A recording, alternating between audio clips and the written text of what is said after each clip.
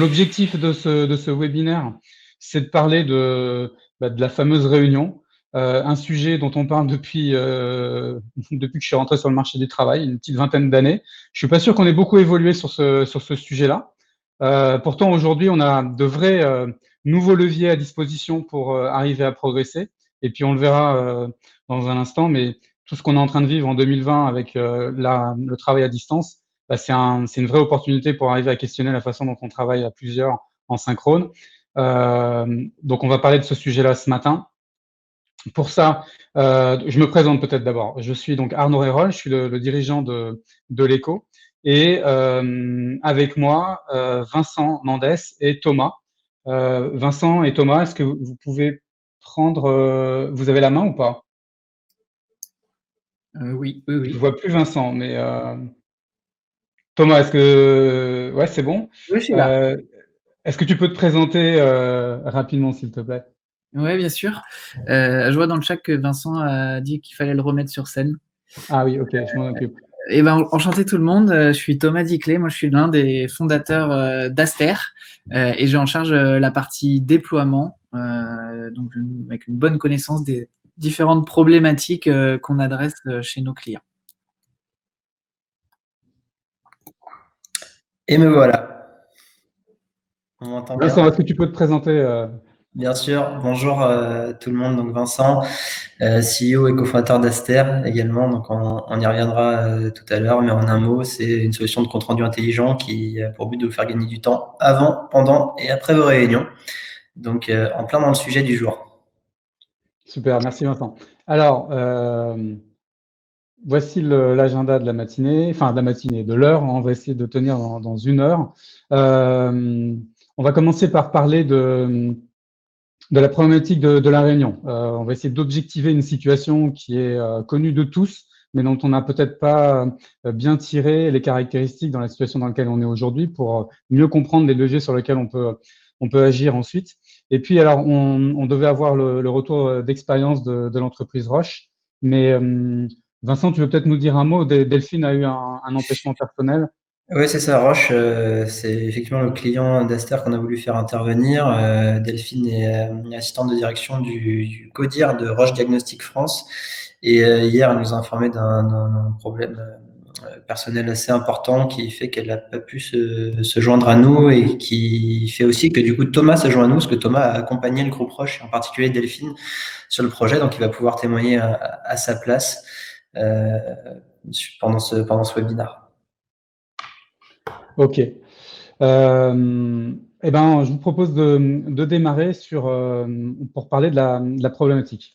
Alors, cette fameuse réunion, moi j'ai l'habitude de présenter ce sujet-là avec l'allégorie de la grenouille et de l'eau bouillante. Je pense que elle fait souvent débat, mais vous la connaissez peut-être, mais c'est bon de se rappeler cette situation où si on imagine une grenouille plongée dans de l'eau, sous laquelle on allume le feu, la température monte et puis elle s'engourdit, elle finit par ne pas réagir et pas comprendre que l'eau est trop chaude et qu'elle va mourir. À la différence de cette même grenouille que l'on plongerait dans de l'eau très chaude, elle va tout de suite réagir et ne pas accepter d'être dans cette eau, dans cet environnement pas confortable, et elle réagit, elle sort de la casserole avant qu'il soit trop tard. C'est un peu ce qui se passe aujourd'hui avec les réunions.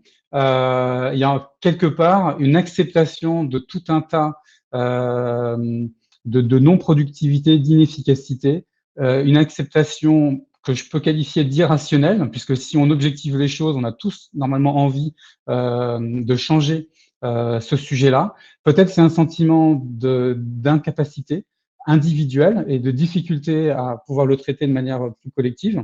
Mais en tout cas, c'est devenu presque culturel aujourd'hui, notre façon d'apprendre ce sujet de la réunion, et c'est ça qu'on veut essayer de détricoter aujourd'hui. Alors justement, si on fait un petit rapide retour en arrière sur l'histoire récente de l'évolution de la Réunion et surtout du rôle du numérique dans l'usage de nos pratiques de réunion. Et si le numérique nous a apporté pas mal de bienfaits, on va voir qu'aujourd'hui, force est de constater quand même qu'il nous conduit à plafonner notre productivité. Alors pourquoi? Alors déjà, il nous a apporté pas mal de choses avec l'agenda partagé. L'agenda partagé, il y a une vingtaine d'années au moins, nous a permis finalement d'avoir la vue sur les agendas des uns et des autres et de ne pas être tributaire d'incessants échanges, parfois de devoir faire appel aux assistantes des personnes qu'on veut rencontrer pour pouvoir trouver un créneau commun et caler un rendez-vous. Donc ça nous a fait gagner en efficacité. Ensuite, voilà, donc les réunions classiques. Dans les réunions classiques est venu le laptop, l'ordinateur portable, et ça nous a permis de nous éviter de nous balader avec des dossiers papier, voire petit à petit, ceux qui prenaient des notes sur un carnet ont pris des notes directement sur leur ordinateur, beaucoup plus facile pour conserver l'information, l'échanger, voire faire un compte-rendu commun au sein de l'équipe.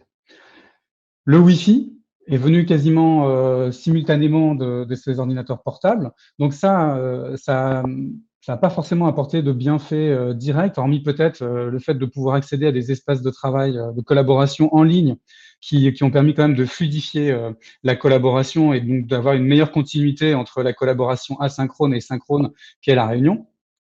Et puis plus récemment, la visio s'est démocratisée. Disons que la visio dans les salles de réunion avec une infrastructure dédiée existait déjà, mais la visio directement depuis son ordinateur, avec la possibilité aussi de partager son écran pour travailler à plusieurs sur un même document à distance, est venue faciliter les choses. Maintenant, il faut aussi reconnaître que, on va le voir tout à l'heure, on est saturé de réunions. Pendant les réunions, le fait d'être connecté grâce à son ordinateur et le Wi-Fi, beaucoup sont tentés de faire plusieurs choses à la fois, d'échanger des mails, de travailler sur d'autres documents. Et puis, j'ai envie de dire que les réunions à distance, avec le fait de plus se voir lorsque on ne met pas sa webcam, on peut aussi plus facilement, finalement, faire autre chose pendant la réunion. Et finalement, c'est cette situation qui va rendre la réunion moins productive. On va revenir dessus dans un instant. Donc, l'accroissement du nombre de réunions, il a une limite. Il a une limite parce que, logiquement, la réunion n'est pas un but en soi. La réunion, c'est bien un outil de travail, un moyen de collaborer sur un sujet donné, sur une activité donnée. Et si on se rappelle juste un principe simple, c'est que à chaque fois qu'on fait une réunion, on a une activité associée et puis on prend un bout de son temps. Et si on regarde sur une semaine, il y a un moment donné où on n'aura plus de temps pour travailler sur les activités qui sont associées à ces réunions. Et si on regarde, on prend quelques points de repère, si on fait une dizaine de réunions, enfin 10 réunions sur une semaine, ça nous laisse la possibilité de travailler ensuite 2 heures sur chacun des sujets. Alors j'ai pris pour hypothèse qu'une réunion c'était 1 heure et que chaque réunion d'1 heure nécessitait autour de la réunion, avant ou après, 30 minutes liées à la préparation ou au suivi d'actions liées à la réunion. Donc il nous reste à peu près 6% de notre temps à consacrer à chacune des activités. Si on monte à 15 réunions par semaine, il nous reste plus que 45 minutes par sujet. Donc on voit bien que le nombre de réunions croissant nous amène à une saturation assez rapidement et puis qu'il y a un seuil à ne pas dépasser. Et si je vous parle de 10 ou 15 réunions par semaine, c'est pas des chiffres qui sortent de nulle part. Vous avez devant vous ce qu'on est capable de mesurer aujourd'hui depuis les environnements de travail que sont Office 365 ou Google Workspace, Google G Suite. On voit les temps de réunion hebdomadaires d'une équipe.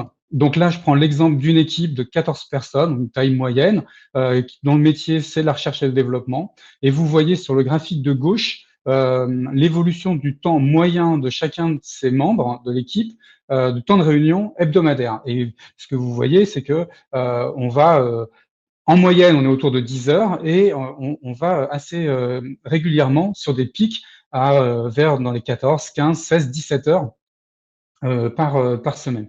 Et c'est un exemple qui est, même si les choses sont assez hétérogènes, qui est assez représentatif de ce qu'on peut voir dans les entreprises.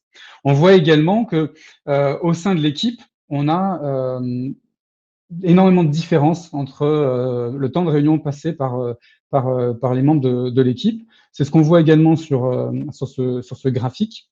Là, on a pris cette même équipe de R&D et on a voulu étudier sur le temps long, donc sur toute l'année 2020, avec en abscisse le nombre de réunions et le temps passé en réunion pour voir un peu quelle était la répartition en nombre et en durée, et puis la taille des disques c'est le nombre de mails envoyés par ces membres, par les membres de cette équipe durant les réunions.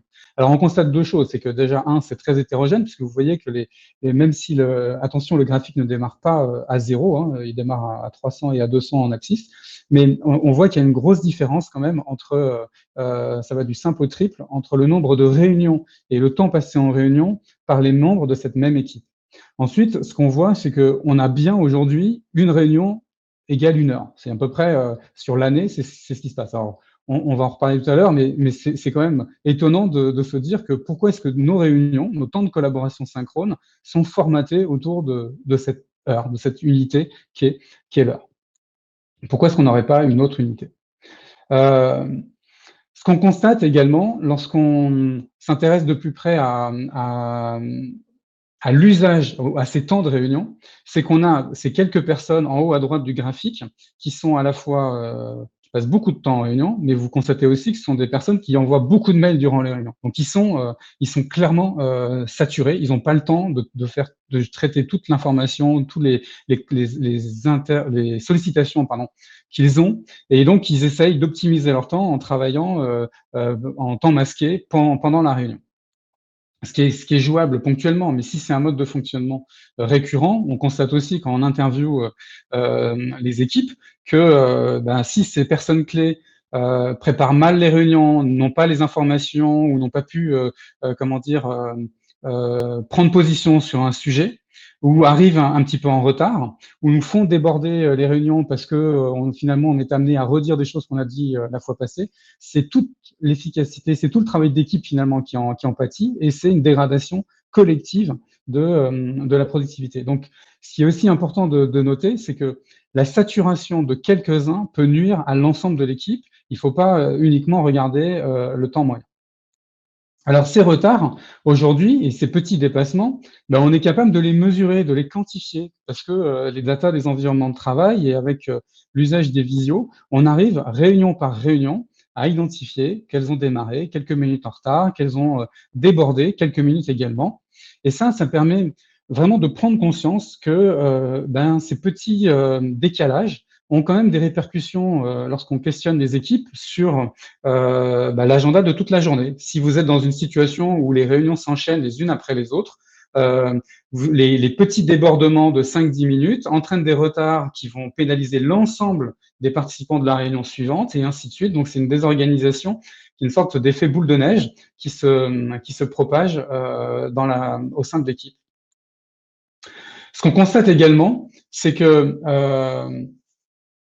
les équipes sont a priori organisées autour de leur mission principale, autour d'un processus, autour d'une activité donnée, et pour autant, les 3/4, plus des 3/4 même, des réunions réalisées par les équipes, dans le cas présent, en tout cas là j'ai un exemple précis, mais c'est quand même un constat que l'on fait dans beaucoup de situations.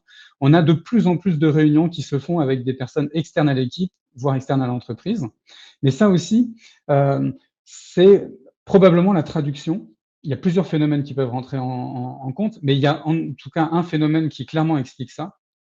C'est qu'aujourd'hui, dans une situation où on est saturé d'informations, on est sursollicité, un des moyens dans les entreprises pour arriver à capter l'attention de quelqu'un, ne serait-ce que pour l'informer, obtenir son aval, ou mieux, essayer d'obtenir sa participation, les mails sont sans réponse. Par contre, on cale une réunion dans un créneau dispo.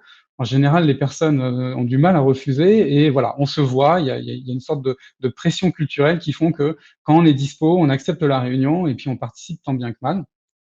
Donc, c'est devenu un outil aussi pour capter l'attention de ces interlocuteurs, et c'est pour autant pas forcément le meilleur moyen d'utiliser le temps de chacun que de faire une réunion synchrone pour s'informer de quelque chose qu'on aurait pu faire par d'autres biais. Voilà, donc aujourd'hui, il nous semble vraiment important d'arriver à changer la perception de ce que devrait être la réunion, déjà à sortir de la fatalité qu'on ne peut rien y faire, et lutter contre, d'une part, les biais introduits par le numérique. Alors, quels sont-ils, ces biais? On en a parlé rapidement, mais c'est ce sentiment qu'on peut faire deux choses en même temps. C'est le format de la réunion d'1 heure. Pourquoi est-ce que toutes nos réunions doivent durer 1 heure?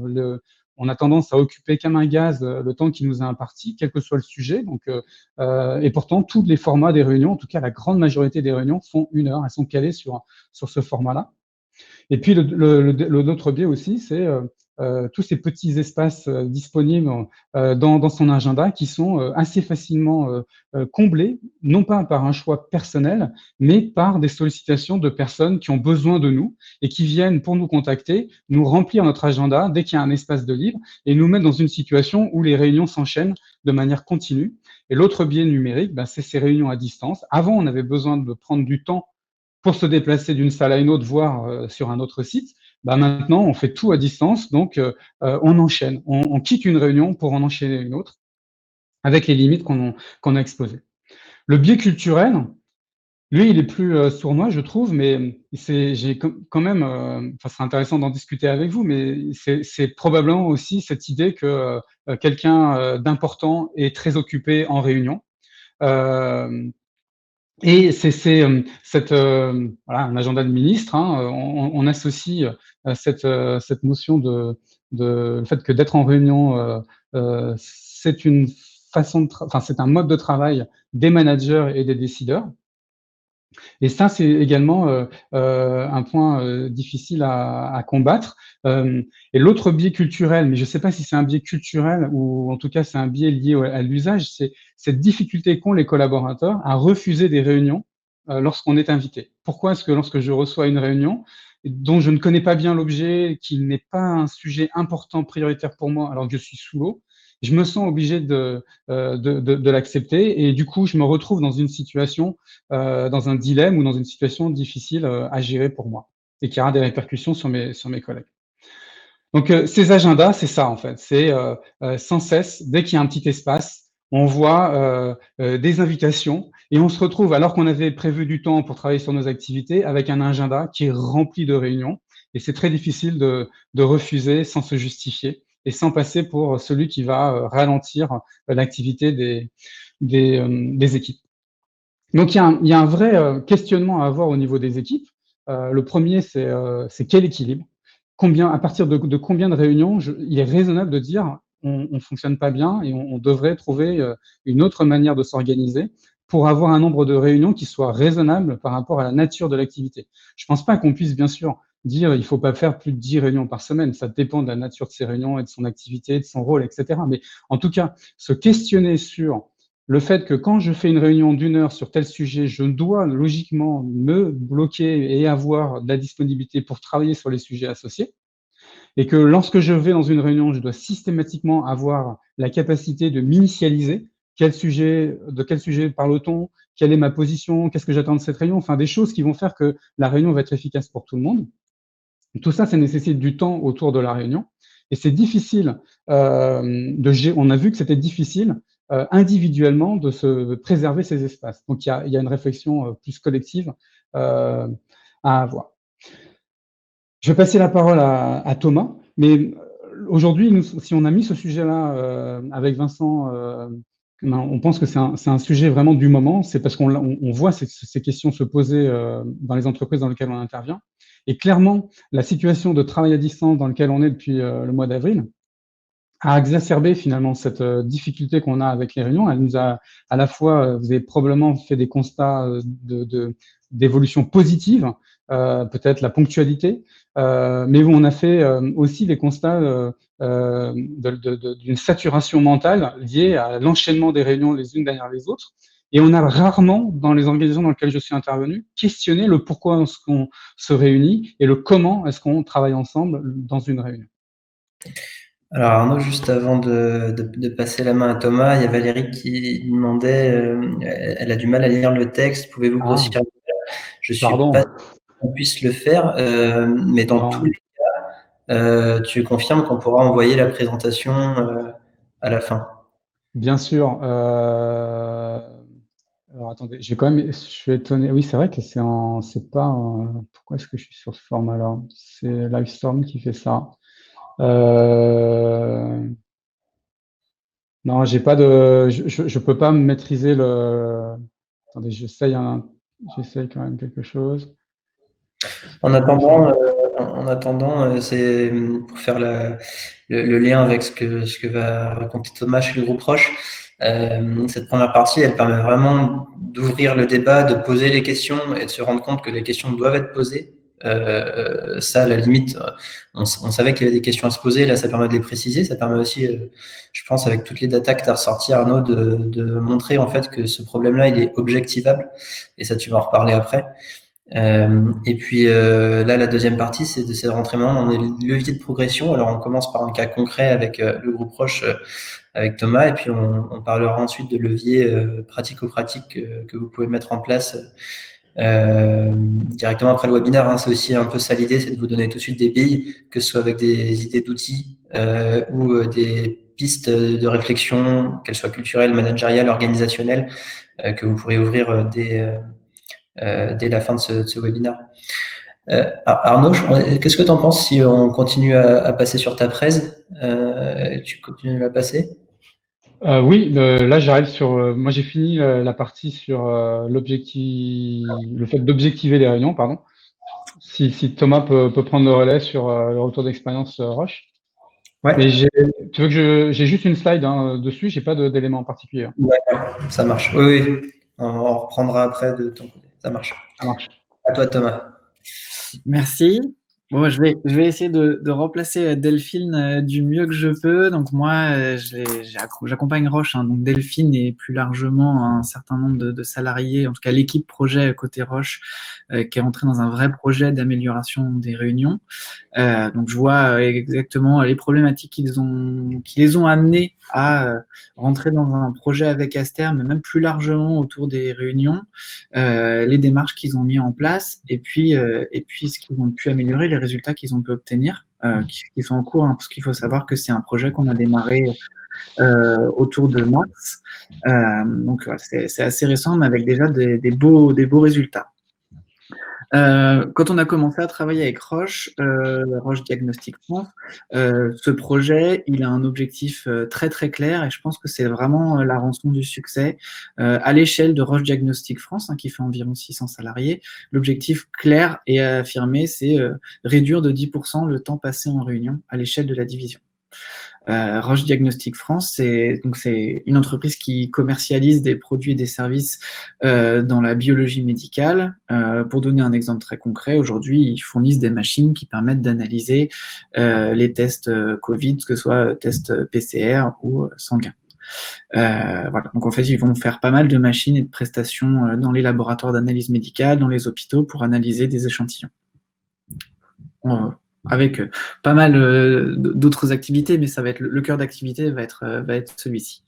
Ils ont donc pas mal de métiers différents, des gens qui sont des commerciaux terrain, des personnes qui vont intervenir sur de la maintenance, et puis une équipe siège avec des personnes qui vont être dans la R&D et des personnes qui vont plus être au marketing. J'imagine que vous allez avoir ça dans vos entreprises, mais on a une diversité de population avec une diversité de typologies de réunions qui était quand même assez importante.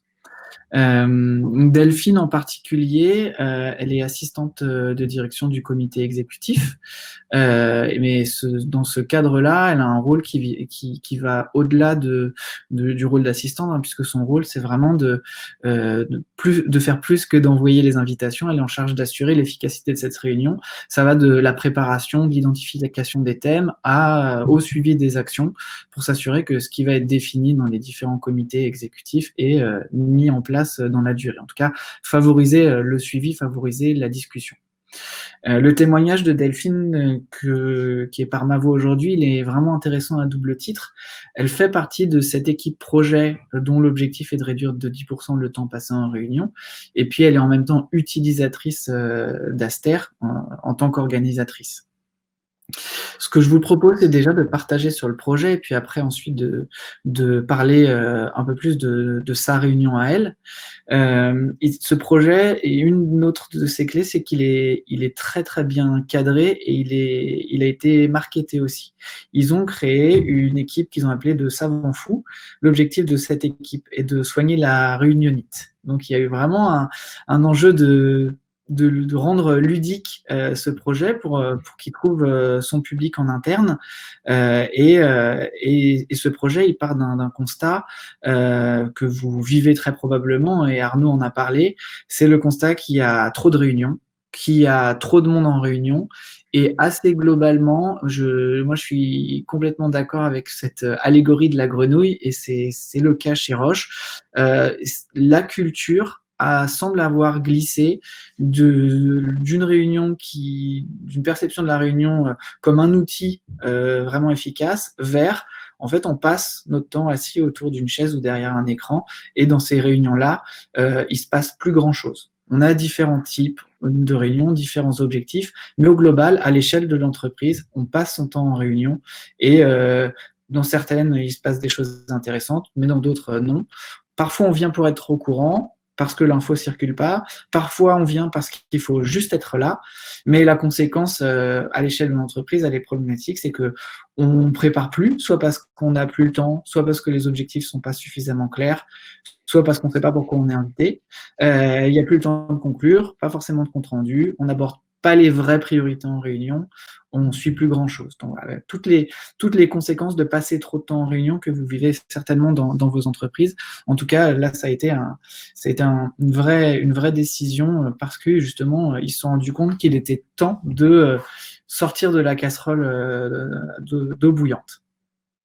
Et ils s'en sont principalement rendus compte parce qu'il y a une vraie insatisfaction qui est remontée des équipes. On a mené une enquête avec eux, parce qu'ils pressentaient qu'il y avait eu cette insatisfaction-là qui remontait dans les différents temps d'interaction avec le management. Et donc, ils se sont dit, il faut faire quelque chose. Le projet, il va un petit peu au-delà d'Aster. Aster a été le déclencheur. Quand on a commencé à travailler avec eux, ce projet il était moins structuré, mais rapidement, Delphine et le reste de l'équipe de Savant Fou, ils ont décidé de mettre en place pas mal d'actions et de créer pas mal de choses autour de chartes pour les managers sur la conduite de réunion. Pendant le premier confinement, ils ont mis en place pas mal de webinaires avec des tips sur différents moments de la réunion. Il y a eu un webinaire sur comment envoyer une bonne invitation, comment bien préparer une réunion, comment faire un compte-rendu percutant. L'idée, c'était vraiment d'apporter de la valeur aux salariés et pas simplement des règles. Ça, c'est quelque chose qui est très, très important. Et c'est au cœur de la démarche, puisque les 2 premiers mois qu'on a passés ensemble, on a organisé, comme je vous l'ai dit, une enquête pour bien comprendre le ressenti des équipes vis-à-vis de la réunion. Qu'est-ce qui se passe bien, qu'est-ce qui se passe pas bien. Et puis, on a organisé des ateliers. Et là, pareil, l'idée, c'était de collecter les bonnes pratiques, d'identifier les problèmes et de co-construire cette fameuse charte de réunion, des modèles de réunion qu'on a mis à disposition dans Aster pour donner des indications sur comment mener une réunion d'équipe efficace chez Roche, comment est-ce qu'on vous propose de mener une bonne bilatérale ou one-to-one, comment est-ce qu'on peut mener un bon kick-off de projet, par exemple. L'idée centrale, c'est vraiment d'apporter de la valeur et des vrais conseils plus que de proposer des règles. Ensuite, pour déployer, l'idée, ça a été de former un noyau. Donc, les personnes qui ont participé à ces ateliers-là, finalement, ils sont devenus les ambassadeurs d'Aster au sein de l'organisation. On leur a mis à disposition les modèles qu'ils avaient eux-mêmes construits. Ils ont commencé à organiser des réunions et en couplant à une communication assez large, notamment grâce à ce côté ludique du projet, il y a une certaine viralité qui s'est mise en place et on est aujourd'hui, Aster en tout cas, est utilisé dans plein de services et on a touché aujourd'hui 60% de l'organisation. Et les résultats sont assez impressionnants. Alors, ce qu'il faut savoir, c'est qu'on a déployé depuis avril et parmi les indicateurs qu'on regarde, un des enjeux majeurs pour jouer et atteindre, pour jouer sur l'indicateur de temps passé en réunion, il y a plusieurs choses. Soit on fait moins de réunions, soit les réunions durent moins longtemps, soit il y a moins de participants en réunion, ce qui permet de diminuer le temps passé par les personnes. Et ce dont on se rend compte d'ores et déjà, c'est qu'on est passé chez Roche de, en moyenne, 9 participants à 7,2. donc sur le volume des réunions, c'est déjà quelque chose de très significatif. Voilà, ça veut dire qu'on a quand même libéré 1,8 personnes par réunion. C'est autant de temps passé sur d'autres tâches, hein, comme tu disais Arnaud, c'est du temps de libérer pour finalement produire et passer et travailler à d'autres sujets que de la synchronisation. Et après, très pragmatiquement aussi, on voit que on arrive à répondre à ce problème, en tout cas Roche arrive à répondre à ce problème de plus de préparation et plus de suivi. Aujourd'hui, on a 3 réunions sur 4 qui aboutissent à un compte-rendu partagé, et dans 60% des cas, ce compte-rendu, il est partagé dans l'heure. Voilà, ça c'est quelque chose qui est très important. Ils enchaînaient les réunions. Tu l'as dit Arnaud, il y a des petits espaces qui sont comblés assez rapidement par des invitations qu'on nous envoie. Le but, c'est vraiment de pouvoir envoyer le compte-rendu dès la fin de la réunion, de manière à ce qu'on puisse vraiment passer à autre chose et soit passer à la réunion suivante, soit passer à autre chose et profiter de la demi-heure qu'on a ou de l'heure pour pouvoir répondre à ses mails et assurer ses tâches ou dérouler ses plans d'action. Parlant de plan d'action, un autre indicateur qu'on suit, c'est le pourcentage de tâches cochées. On voit aujourd'hui, pareil, qu'il y a quasiment 3 actions sur 4, 72% exactement, qui sont cochées dans Aster. Donc les tâches sont faites.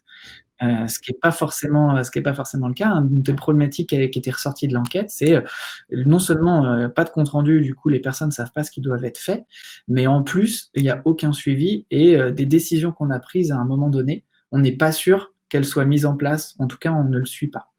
Voilà. Les résultats sont d'ores et déjà intéressants en très peu de temps. Donc ça, c'est du point de vue projet. Et Delphine, en tant qu'organisatrice de réunions, notamment la réunion du comité de direction, elle a aussi un cas d'usage qui est très intéressant. Et là, on rentre un petit peu plus plus à l'échelle de l'organisation, mais à l'échelle d'un salarié. Et ce cas, il est intéressant, et vous l'avez probablement vécu, c'est une réunion de gestion de crise pendant le premier confinement, donc à partir de mars. Le comité de direction de Roche a décidé de mettre en place une réunion quotidienne de gestion de crise, une réunion qui est courte, donc qui doit être efficace. Les enjeux principaux pour Delphine dans cet enjeu d'efficacité, c'était identifier en amont les sujets à discuter, pouvoir les prioriser, décider, et puis suivre les actions et les décisions qui ont été prises dans les réunions précédentes. Tout ça dans un contexte de tout le monde est à distance, c'est nouveau pour tout le monde, et de temps contraint, parce que derrière, on ne peut pas passer 4 heures en réunion tous les jours, surtout dans cette période un peu tendue. Et le problème plus récurrent même qu'elle avait avant cette réunion de crise, c'était justement l'identification des thématiques qui était très difficile, ce qui amenait à en fait un phagocytage au fait que les sujets d'actualité phagocytent la réunion, donc les discussions dérivent, et puis les vrais sujets étaient finalement les vrais sujets prioritaires qui nécessitaient des discussions n'étaient pas forcément abordés, il n'y avait pas non plus de place pour le suivi.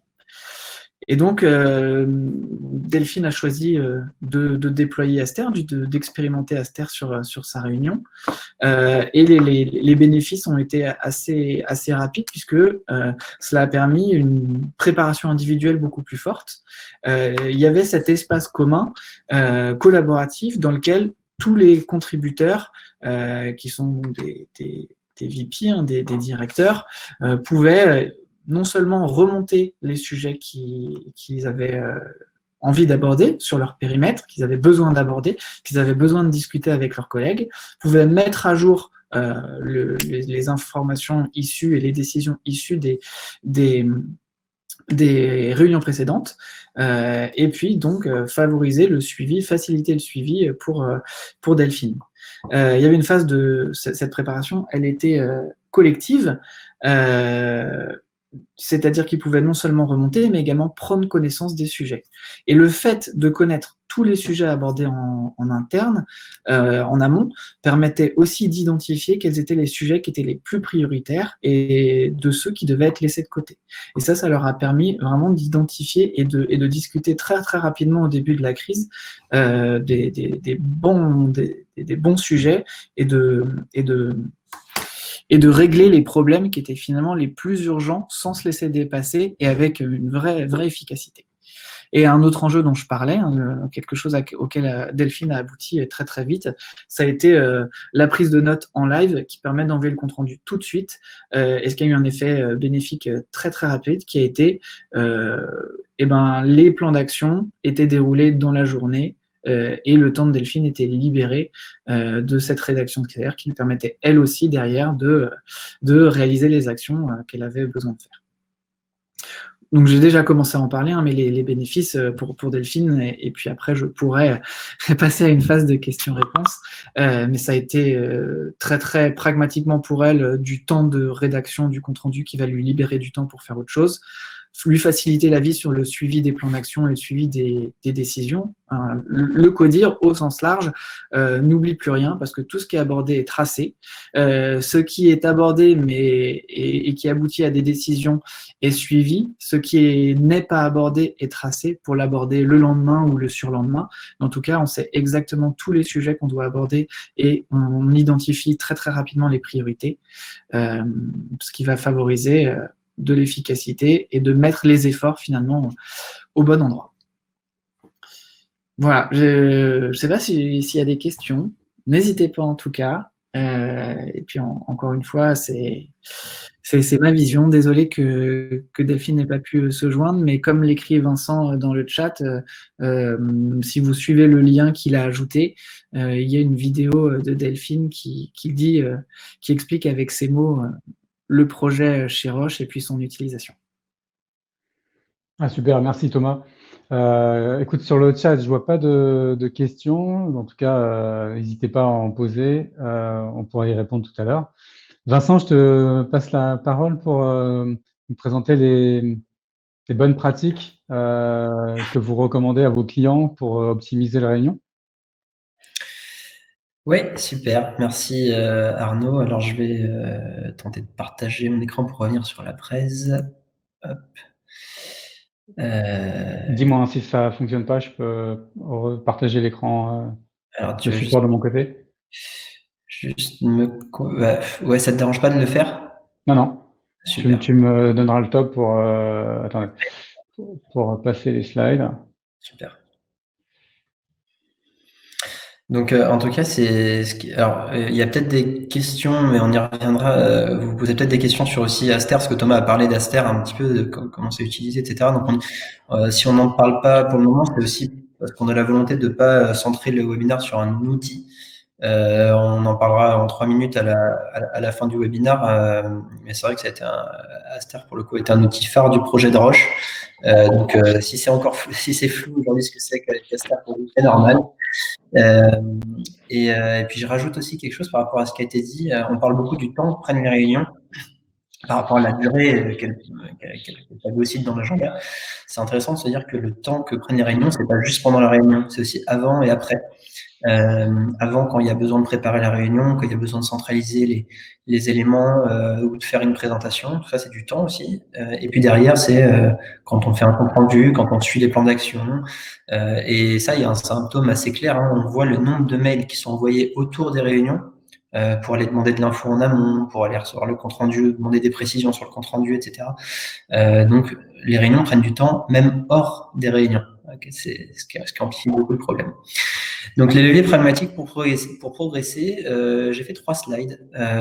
Donc ça va être assez concret et concis. La première, c'est ne multipliez pas les canaux de communication et utilisez les canaux asynchrones pour nourrir les canaux synchrones. Alors, je vais vous raconter une petite histoire. Vous allez me dire si ça vous parle. Vous raccrochez, c'est une réunion qui se termine, pas nécessairement efficace d'ailleurs, car difficile de dire si une décision a vraiment été prise. À coup sûr, il faudra en reparler lors d'une prochaine conf call. D'ailleurs, il y en a encore 2 de prévues cet après-midi, mais vous avez 30 minutes avant la prochaine, alors vous regardez vos notifications. On voit qu'il y a 6 nouveaux emails à traiter et presque autant auxquels vous ne répondrez même pas. Vous ne savez d'ailleurs même pas pourquoi vous êtes dans la boucle, comme on a tendance à dire. Il ne semble pas franchement vous concerner. À côté de cela, il y a une dizaine de notifications sur Microsoft Teams, parce que c'est votre messagerie instantanée aujourd'hui, qui proviennent d'une discussion au sein de votre équipe. Alors, il y aurait a priori une incompréhension sur une échéance à venir. Bon, vous verrez cela plus tard, en sachant que cela passera certainement à la trappe. Après tout, si c'est vraiment important, on reviendra naturellement vous en parler et vous exposer le problème. Là, le téléphone sonne, une question pressante, et on vous relance quant à votre absence de réponse à un mail d'hier soir à 19h40. Est-ce que les journées s'étirent avec le télétravail ? Vous raccrochez plus de 10 minutes avant votre prochaine réunion à distance. Vous faites semblant d'ignorer les notifications WhatsApp, d'autant que certaines proviennent peut-être de messages de vos proches, de vos amis. Pas le temps, on verra ça plus tard, ce soir, quand il sera temps de se déconnecter du travail et de se reconnecter avec son cercle privé. Mais bon, quand même, ces notifications rouges qui s'affichent sur l'écran, allez, on jette juste un coup d'œil. Tiens, un message du collègue aussi, et la réunion commence. On est lundi midi, vous avez passé plus de 2h30 à mettre à jour des outils digitaux ou à répondre à leurs stimuli constants. Vous avez le sentiment que les sujets n'ont pas réellement avancé. Du moins, vous n'éprouvez pas la satisfaction liée à une avancée de projet ou à une réussite intermédiaire, un jalon franchi, un problème résolu, etc. Je ne sais pas si cette petite histoire vous parle. Elle peut être un petit peu anxiogène, mais c'est le quotidien de beaucoup de travailleurs, télétravailleurs aujourd'hui. Il y a même le CEO de Dropbox, hein, pour info, donc on parle d'une boîte qui est quand même très technophile, assez innovante, etc. Le CEO de Dropbox qui s'alerte et qui constate que 3 jours sur 5 sont, je cite, cramés en improductivité digitale. Et à côté de ça, il y a un sentiment de mal-être qui provient d'un paradoxe assez abominable. Hein, c'est je passe de longues journées à multiplier les efforts pour répondre aux sollicitations qui proviennent de partout, en réunion des outils, mais j'ai pas le sentiment d'avancer ni de produire quelque chose d'utile ou de concret. Cette première recommandation, ce premier levier est vraiment lié à ce problème-là dont on vient de parler. Pour ça, quelques tips. On a un livre blanc qui parle d'une checklist du super télémanager. Donc, j'en ai mis juste des petits bouts, en fait, hein, sur ces 3 slides. Mais là, sur ce sujet, la première info, c'est utiliser l'asynchrone pour nourrir le synchrone. La collaboration asynchrone, comme les messageries ou les emails, doit faire en sorte que le moment de collaboration synchrone, à savoir a priori la réunion, la visio, le call, soit lui beaucoup plus efficace et le moins chronophage possible parce qu'il est coûteux ce moment. On a même, vous pourrez aller voir sur le site d'Aster, un calculateur de coûts de réunion. C'est assez rigolo de voir combien coûtent les réunions qu'on fait chaque semaine. Typiquement, une bonne pratique sur une réunion, c'est en fait d'avoir un support partagé en amont de la réunion avec l'agenda, hein, l'ordre du jour, les sujets, etc. Et sur lequel, en amont de la réunion, les différents éléments, informations, sujets sont apportés. On se pose des questions éventuellement dessus. Et puis à partir du moment où on est mûr, à savoir qu'on a assez d'informations pour prendre une décision, pour piloter notre sujet, bah, on déclenche la réunion. Donc il y a de la collaboration asynchrone qui est utilisée parce qu'elle est moins coûteuse, qui est utilisée en amont, pour ensuite déclencher un moment de collaboration synchrone, à savoir la réunion. Deuxième chose, c'est associer des bonnes règles de gouvernance pour ne pas déconcentrer les équipes. Ça, la perte de focus, la déconcentration, c'est un fléau exacerbé par le télétravail. Ça revient un petit peu à l'histoire que je racontais. Nous, typiquement, chez Aster, on a une règle. Au-delà de 5 messages envoyés sur un même fil de discussion, sur un même sujet, on doit passer par un autre canal synchrone, à savoir un call ou une visio, mais un truc très rapide, juste pour répondre aux problèmes. Parce que entre 5 messages et on se parle 3 minutes parce qu'il y a peut-être eu une incompréhension et on s'explique, ou avoir 50 messages qui déroulent dans la journée avec autant de notifications, le résultat n'est pas le même, tant dans l'efficacité du problème qu'on résout que dans l'effet de déconcentration qu'on peut avoir avec une équipe. Il suffit qu'il y ait 8 personnes dans l'équipe, alors qu'en fait, il y a 2 ou 3 personnes qui discutent sur ce sujet-là. On va envoyer 50 notifications aux 8 personnes de l'équipe pendant plusieurs heures. Donc, il y a associé des bonnes règles de gouvernance. La troisième chose, c'est formater l'information selon des modèles homogènes. En télétravail, alors, plus particulièrement en télétravail, mais pas que. L'autonomie des équipes, elle est fondamentale à l'efficacité de l'organisation. Et pour ça, il y a besoin de mettre des règles de formatage de l'information, donc de créer des modèles. Typiquement, c'est ce qu'on fait nous aussi avec Aster. On crée des modèles de réunion, des modèles de compte rendu. Donc tous les comités de pilotage sont formatés de telle manière, avec 4 sujets, etc. Ces modèles-là permettent de retrouver facilement l'information quand on a besoin de la voir, de l'utiliser au moment où on en a besoin. Et donc de la rendre exploitable et pas de créer de l'information qui va être juste stockée et jamais utilisée par la suite. Et puis le dernier point, c'est vous avez des outils, plus ils sont intégrés, mieux c'est. D'avoir des outils qui sont dispersés à droite à gauche, c'est une vraie source d'inefficacité, de déconcentration, de perte de l'information, enfin à peu près des pires choses. D'avoir des outils extrêmement intégrés les uns aux autres, c'est hyper intéressant. Aujourd'hui, il y a globalement 2 hubs de collaboration, la suite Google et Office 365, avec Teams au centre de ça. Globalement, il faut construire son hub de travail autour de l'un de ces piliers-là. C'est un choix qu'on a fait en construisant Aster. On a intégré à peu près tous les outils de la suite Office 365, par exemple. Alors, on peut passer à la slide d'après, Arnaud. Transformer vos réunions en rituels, restez alignés. Alors, ça, c'est un bon conseil, en particulier en télétravail. Rester aligné quand on se voit pas, qu'il n'y a pas les petits moments d'échange informel où on se croise dans les couloirs ou à la machine à café. Machine à café, premier outil de collaboration nommé le plus efficace au monde par à peu près toutes les équipes. Ça peut être difficile de rester aligné dans une même direction. On peut vite se perdre, avancer dans des directions qui sont pas tout à fait les mêmes. Donc là, transformer vos réunions en rituel, qu'est-ce que ça veut dire? Un rituel, c'est quelque chose qui a en fait un objectif où chacun a des rôles, qui a une trame, et qui s'appuie souvent sur une méthodologie. Alors parmi les méthodologies les plus connues, il y a les cérémonies agiles, les rituels de Scrum, etc. Mais il y en a d'autres. Et donc tout ça, ça fait un rituel. Alors on peut se dire, oui, mais normalement toutes les réunions, elles ont un objectif, elles ont un ordre du jour, elles ont des rôles. Mais je pense que dans les faits, on s'accorde tous sur le fait de dire que non, c'est pas le cas. Donc voir ces réunions comme des rituels et engager son équipe dans ce rituel s'avère quelque chose de finalement fondamental. Et là, on aime bien dire qu'on ritualise des réunions. Donc, ritualiser une réunion, c'est par exemple se dire, la réunion, elle a lieu tous les mardis à 14h, elle tient 45 minutes, on va aborder ces 3 sujets-là, chacun prend 15 minutes. Stéphanie, elle gère ce sujet, elle le pilote, c'est elle qui fait qu'on est mûr pour en discuter le mardi, etc. Il y a une relance qui est faite le vendredi soir pour que chacun centralise les informations au même endroit, donc on automatise la relance. Et le compte-rendu, on se donne une règle, le compte-rendu est partagé automatiquement dès la fin de la réunion. Voilà. Un autre exemple de rituel, à la SNCF par exemple, chez SNCF Réseau, ils avaient un problème dans leur comité de direction. Il y avait énormément de digressions qui faisait que le codir qui devait durer 2h30 en durait plutôt 4h30. Ça fait des longs codires, et parce qu'en fait chacun arrive avec son sujet, veut absolument en parler, etc. Et donc la règle qu'ils ont associée à leur rituel, ils ont construit déjà leur propre trame de codir, ils ont associé une règle qui est hyper intéressante. Ils ont créé un sujet à la fin de leur réunion qui s'appelle un sujet parking.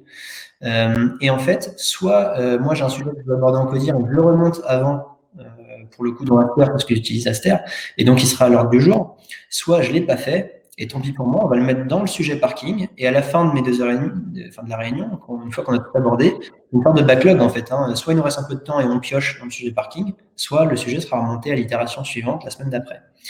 Ce qui responsabilise énormément chaque membre du comité de direction de SNCF Réseau.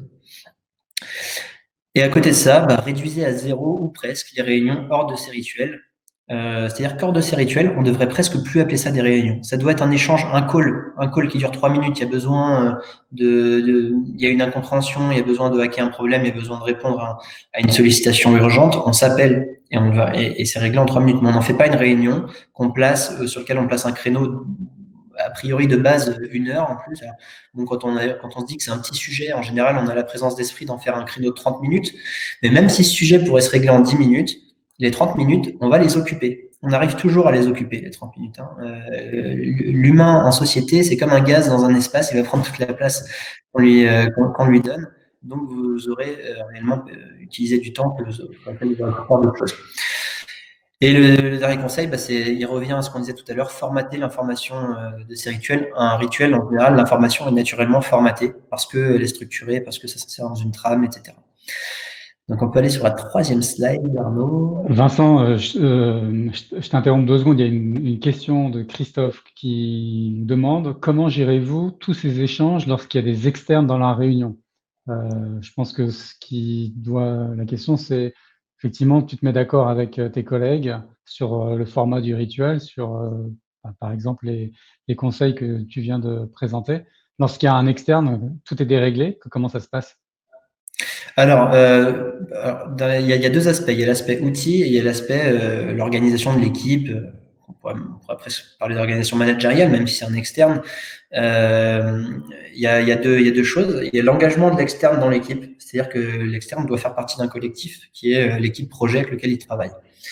Et donc, à ce titre, il n'y a pas vraiment de différence avec la personne. Surtout qu'en général, l'externe, alors, si on est finalement le client, l'externe va assez vite se plier, même avec grand plaisir en général, va se plier à ce rituel, parce que derrière, il y a toute l'efficacité de ce que lui va délivrer, qui va se traduire dans ce rituel. Et donc, plus les échanges, les réunions sont efficaces, plus son travail est valorisé. Dans l'autre sens, ça peut être un peu plus difficile en tant que consultant d'aller vouloir convaincre son client de rentrer dans un rituel, mais ça peut faire partie du package méthodologique quand vous arrivez chez votre client en disant c'est comme ça qu'on s'organise et j'ai besoin de votre engagement autour de ce mode de fonctionnement-là. Donc il y a cet aspect vraiment managérial de créer ce collectif, d'être une équipe même s'il y a des externes. Et après il y a l'outil. L'outil il doit pas bloquer le fait qu'on soit externe ou interne. Il doit pas bloquer l'externe parce que justement il n'est pas dans l'organisation. Teams a fait beaucoup de progrès là-dessus et typiquement Aster c'est un choix fort qu'on a fait jusque dans le modèle économique de la solution, c'est-à-dire que les externes utilisent l'outil Aster, donc en fait l'organisateur utilise Aster que ce soit avec son équipe interne ou avec des externes de la même manière, il n'y a aucune différence, justement pour mettre tout le monde sur le même niveau. Donc l'externe va par exemple recevoir lui aussi son petit rappel automatique 3 jours avant la réunion pour qu'il y apporte les éléments d'information qui vont permettre à la réunion d'être efficace. Voilà. Je te propose, c'est qu'on accélère un coup, parce que si on veut tenir dans le timing qu'on s'est fixé, je passe à la dernière slide. Ouais, super. Dernière slide, les secrets du meilleur compte-rendu du monde. Parce que oui, Scribe, c'est une bonne situation. Juste quelques conseils comme ça. Un compte rendu efficace, il est structuré, il est concis. On parle parfois de RIDA, relevé d'informations, de décisions et d'actions. Globalement, c'est pas des pavés de texte. On va y voir des actions, des décisions, des sujets de discussion, éventuellement quelques images, et le reste, c'est en pièces jointes. Tout ce qui est tâche, il doit y avoir un responsable et une deadline. Voilà, structuré, concis, court. Ensuite, partagé en amont et collaboratif. Finalement, votre compte rendu, avant de devenir compte rendu, c'est un agenda. Et dans cet agenda, il y a la trame de la réunion et il faut que toutes les informations s'agrègent, se centralisent dans ce document-là et de manière collaborative. Troisième chose, c'est qu'en fait, après cette partie de préparation, il sert effectivement de trame à la réunion. Donc, il n'est pas encore compte rendu, votre compte rendu, il est trame, il est facilitateur de réunion, il est guide de réunion. Et quatrième point, il est diffusé instantanément. Alors ça, sachez-le, un compte rendu qui est envoyé plusieurs heures après la réunion, comme c'est l'usage, ne sera pas lu. Donc on se plaint souvent, oui, je ne vais pas faire de compte rendu parce qu'ils ne sont pas lus. Non, si vous l'envoyez instantanément dès la fin de la réunion, il sera lu. Si vous l'envoyez plusieurs heures après, vous faites passer le message à tout le monde que vous aviez des choses plus importantes à faire. Et donc pourquoi moi, j'irai lire le compte rendu et voir s'il y a des actions qui sont faites. Résultat, moins d'engagement sur la réunion d'après, des tâches qui ont été assignées qui ont moins de probabilité d'être faites, etc. Diffuser intelligemment, tout le monde n'a pas besoin de recevoir la totalité du compte rendu. Peut-être que vous, en tant qu'organisateur, vous avez besoin de la vue consolidée, mais c'est pas forcément le cas de Stéphanie ou de Michel, qui eux sont juste sur certaines parties, et si vous leur envoyez tout, ça va les noyer sous une masse d'informations qui leur serait inutile. Et dernière chose, c'est que votre compte rendu il doit servir, en fait, c'est l'output de la réunion N qui devient l'input de la réunion N+1. Il doit être suivi et doit alimenter la réunion d'après. Nous, c'est exactement ce que fait notre solution et on arrive à une stat qui est assez intéressante. 85% du contenu d'un compte rendu Aster est déjà écrit, apporté avant la réunion, parce qu'il y a la partie reprise de la réunion précédente et parce qu'il y a la partie préparation collaborative en amont. Donc, il reste plus tant de choses que ça à écrire pendant la réunion, ce qui vous permet aussi d'être concentré. Voilà, ça c'était sur les 3 slides, Arnaud, et on peut partir sur la dernière partie. Ok, merci Vincent. Donc on a vu, on a essayé d'objectiver les situations en réunion. Vincent vient de nous partager les clés de réussite qu'il conseille à ses clients et que par exemple l'entreprise Roche a pu mettre en pratique. On va essayer de voir maintenant, on va faire rapide, mais essayer de voir comment concrètement quelqu'un qui est motivé par l'idée de questionner les pratiques de travail en réunion pour gagner en efficacité peut arriver à s'y prendre à la fois en termes de démarche. On va parler également d'outils et je pense que Vincent va nous présenter plus précisément pardon, Aster. Et puis, l'usage des data aussi. Vous avez vu des indicateurs tout à l'heure dans le constat. Mais l'approche qu'on propose, nous, à nos clients de manière générale pour arriver à faire progresser les pratiques de travail, que ce soit en réunion, les pratiques de management, la collaboration au sens large, c'est de laisser l'équipe choisir son ambition, son rythme de progression et de lui donner finalement les moyens de mettre en place un petit rituel, pas de réunion, mais un rituel de progression qui va venir ponctuer certaines réunions pour, d'une part, commencer par mobiliser toute l'équipe sur cette volonté, sur cette idée de changer et passer de l'idée à l'action. Donc ça, c'est le point de départ de la démarche qui ensuite va pouvoir itérer sur la construction d'une feuille de route issue de l'équipe. L'équipe peut, de par son propre questionnement et sa discussion, identifier finalement ses propres pistes d'amélioration, s'inspirer de clés de réussite vues ailleurs, et notamment celles que vient de nous présenter Vincent. Mais plutôt que rentrer dans une logique de discussion et d'établir des choses et de fixer une nouvelle norme à adopter, d'être dans une logique de test and learn, c'est-à-dire de mettre en pratique des choses simples que l'on va pouvoir tester rapidement, évaluer en fonction de la nature de cette action. On va pouvoir utiliser des métriques et notamment les indicateurs que je vous ai montré tout à l'heure, ou alors des évaluations plus qualitatives par rapport à l'objectif recherché. Donc c'est vraiment aujourd'hui, et puis les réunions en ligne permettent vraiment de faire ça de manière très visuelle, avec des cambrans ou des canvas qui permettent de mettre des post-it et de faire partager finalement chaque membre de l'équipe sur cette réflexion pour arriver à en quelques dizaines de minutes. Nous, on propose souvent un format de 45 minutes qu'on vient ponctuer de temps en temps, tous les 15 jours, toutes les 3 semaines, pour arriver à questionner les pratiques de travail de l'équipe, notamment celles en réunion, et arriver à valider ce qui a bien fonctionné, identifier d'autres solutions proposées par l'équipe, et puis les mettre en œuvre, et ainsi de suite, tester, tout en regardant des métriques pour objectiver finalement les progrès et pouvoir se comparer par rapport à la situation d'avant. Donc, exemple de feuilles de route qui peuvent arriver à remonter de l'équipe. Une chose qui est souvent la première qui remonte, ça va être améliorer l'efficacité des réunions, c'est-à-dire ce dont on vient de parler, ce dont vient de parler Vincent. Ça commence par souvent des règles de discipline. Mais ça peut être aussi questionner l'objet de la réunion. Pourquoi est-ce qu'on se voit? Est-ce que c'est pour partager de l'info? Est-ce que c'est pour résoudre une problématique? Est-ce que c'est pour arbitrer, décider? Voilà, l'objet même et la manière dont on utilise la réunion dans une pratique de travail plus globale, on oublie de le questionner, on ne le questionne plus, et le fait juste de se reposer la question et du coup de recentrer l'objectif de la réunion, ça permet quand même de réaligner les gens, chaque membre de l'équipe. La deuxième le deuxième sujet que l'on peut aussi investiguer, c'est ces fameuses personnes en situation de saturation que j'évoquais tout à l'heure. Il y a cette hétérogénéité dans le temps consacré aux réunions. Et rappelez-vous ce que je vous disais tout à l'heure, ces personnes clés, lorsqu'elles sont saturées, elles pénalisent l'ensemble de l'équipe. Et ce n'est pas uniquement le fruit de leur propre organisation, c'est aussi leur situation au sein de l'équipe, le fait que chacun vienne y mettre des réunions dans le moindre espace, et puis aussi la façon dont on utilise les réunions qui les mettent dans cette situation-là. Donc c'est un travail qui est finalement plus collectif qu'il n'y paraît, que d'arriver à libérer du temps à ces personnes pour que l'équipe soit plus sereine dans son fonctionnement.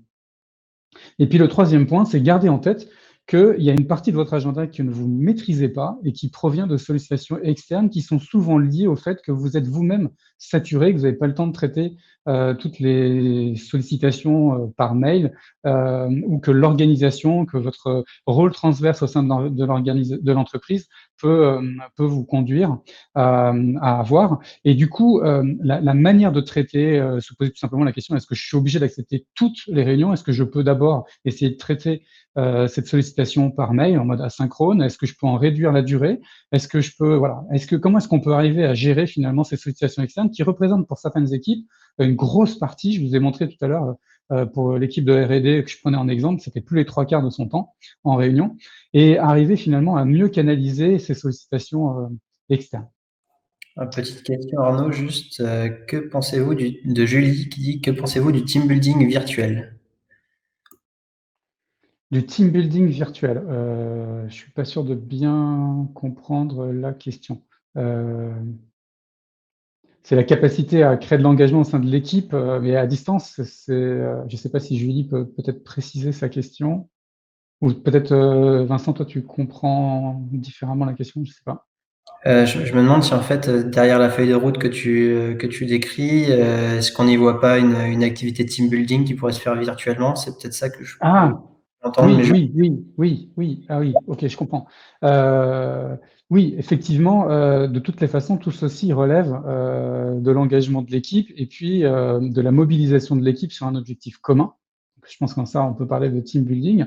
Mais c'est peut-être de manière la première marche, c'est peut-être tout simplement de prendre un quart d'heure lors de votre prochaine réunion d'équipe pour vous faire un tour de table pour savoir si le fonctionnement de la réunion, le rituel existant de fait, fonctionne bien du point de vue de chacun. Et à partir de là, rien que le fait de se poser des questions, on va amener un diagnostic assez facile et probablement des pistes d'amélioration, et vous allez par tâtonnement finalement rentrer dans la logique que je viens de vous décrire. Mais ça, on peut avoir une approche plus rigoureuse en utilisant des canvas et de manière à pouvoir bien mémoriser finalement les propositions des uns et des autres pour pouvoir les prioriser, les hiérarchiser, et puis surtout ne pas oublier dans cette méthode qui consiste à tester et évaluer plutôt que discuter, et une fois qu'on a décidé d'arbitrer et d'instaurer les choses pour longtemps. Il faut mieux être dans l'itération rapide, quitte à se donner la possibilité de défaire. Donc oui, c'est une manière aussi de mobiliser son équipe que de fonctionner ainsi, puisque chacun est partie prenante des solutions qui sont proposées et qui va devoir ensuite mettre en œuvre. super. Je crois que je prends la main là sur. Ouais, c'est à toi, Vincent. Ok, et ben moi je vous parle d'Aster en moins de 5 minutes. Aster, c'est un compte rendu qui a pour but de faire gagner du temps, en tout cas d'en libérer, que ce soit avant, pendant ou après la réunion, parce qu'en fait ce compte rendu il fait deux choses. C'est assez simple, hein. Il va consolider pour vous en amont d'une réunion toutes les infos pertinentes à la réunion, alors en reprenant automatiquement les sujets non clôturés de la dernière fois par exemple, pour rien oublier, mais aussi en allant demander aux participants en fonction de leur rôle de contribuer sur tel ou tel sujet, etc. Ce qui fait qu'en fait on arrive le jour de la réunion avec le compte rendu rédigé, comme je le disais, à 85% de son contenu, et qui va vous servir de trame pour faciliter la tenue de cette réunion et d'être nettement plus efficace, straight to the point, hein, voilà, on est focus sur les sujets et on limite les digressions aussi, ou alors en tout cas les digressions, on en fait des points, des sujets à discuter en fin de réunion. La deuxième chose, c'est qu'il va permettre de partager le compte rendu automatiquement à la fin en un clic. Vous raccrochez, le compte rendu est envoyé. Et il est envoyé là encore de manière intelligente parce que tout le monde ne reçoit pas forcément la même chose. Comme je disais tout à l'heure, Stéphanie et Michel ne sont peut-être pas dans tous les sujets, vont recevoir juste ce qui les concerne, ou alors vous donnez accès à tout le monde. Ça, c'est vraiment une question de choix. Et donc, si on va sur la slide d'après, Arnaud. Oui. Hop, Yes. hop. Tac. Merci.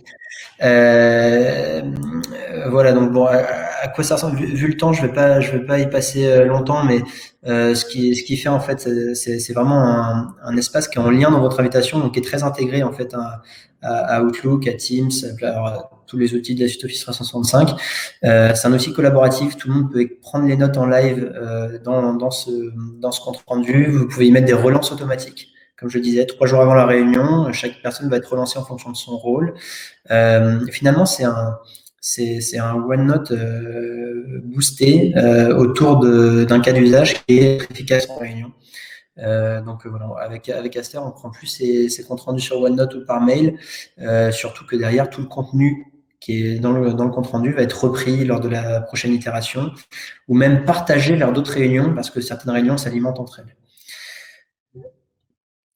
Sur la slide d'après, oui, je voulais juste faire ce petit point. On a intégré la suite Google et Office 365, mais c'est vrai qu'on est très très intégré à la suite Office 365, à Outlook, Teams, Planner, SharePoint, OneNote. Si vous utilisez tout ça, Aster se retrouve partout et permet du coup d'être utilisé très facilement. Donc je ne vais pas m'éterniser dessus et je crois qu'il en reste peut-être juste la dernière slide. Voilà, donc c'est une Référence.